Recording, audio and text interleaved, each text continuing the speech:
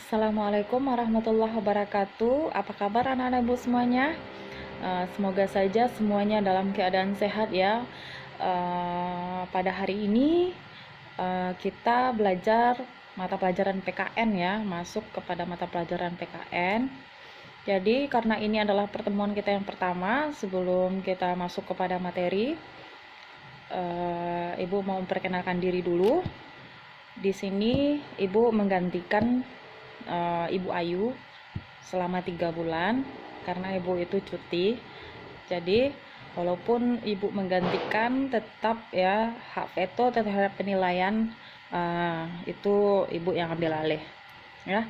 Jadi mungkin ada beberapa di antara kalian yang sudah pernah melihat ibu dan sudah kenal dengan ibu, tapi untuk sempurnanya ibu memperkenalkan diri dulu supaya kecil orang tak kenal maka tak sayang maka tak cinta. Jadi memperkenalkan diri, nama ibu adalah Ibu Nur Jamila, panggilan ibu adalah Bu Mila.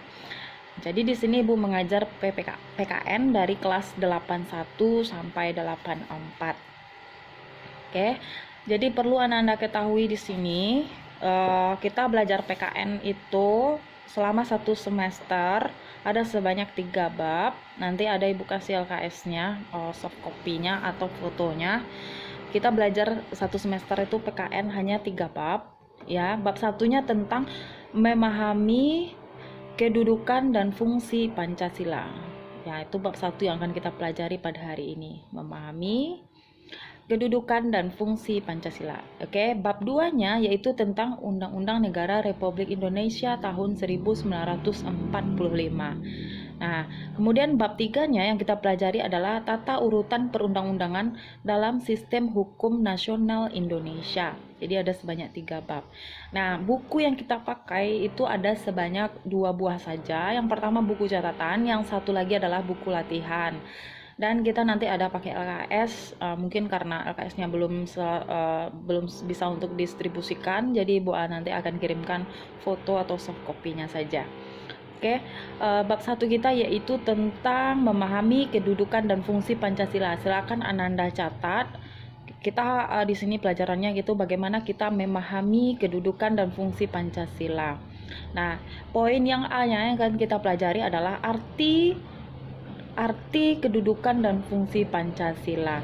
Oke, sampai di situ Ananda baca dulu LKS yang Ibu fotokan nanti, dan kita pahami sama-sama seperti materi yang berikut ini yang Ibu sampaikan melalui foto. Silakan dilihat. Baiklah, kita lihat poin yang A, yaitu tentang arti kedudukan dan fungsi Pancasila. Arti dan kedudukan Pancasila itu sudah disepakati pada tanggal 18 Agustus tahun 1945, yaitu sebagai dasar negara. Nah, itu kedudukan Pancasila yaitu sebagai dasar negara. Nah, istilah Pancasila itu kita bisa lihat kembali pelajaran SD. Panca artinya 5, sila itu adalah asas, berarti batu sandi yang 5 juga. Nah, lebih lanjut dalam buku tersebut Pancasila terdapat di 2 pengertian, yaitu berbatu sandi yang artinya 5. 5 itu bisa kita lihat poin A sampai E, dilarang melakukan kekerasan, dilarang mencuri, dilarang berjiwa dengki, dilarang berbohong, dan dilarang mabuk minuman keras.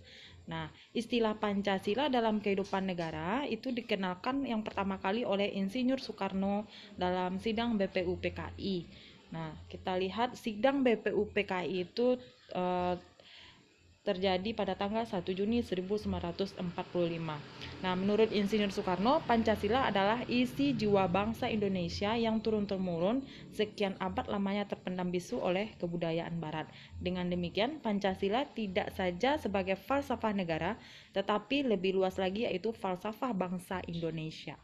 Nah, di sini kita juga mengenal fungsi dan peranan Pancasila. Yang pertama yaitu Pancasila sebagai jiwa bangsa Indonesia. Nah, di sini Di sini kita lihat Pancasila sebagai jiwa bangsa itu berfungsi agar Indonesia tetap hidup dalam jiwa Pancasila. Nah, setiap bangsa dan negara itu tentu memiliki jiwa. Nah, dalam hal ini Pancasila menjadi jiwa bangsa Indonesia.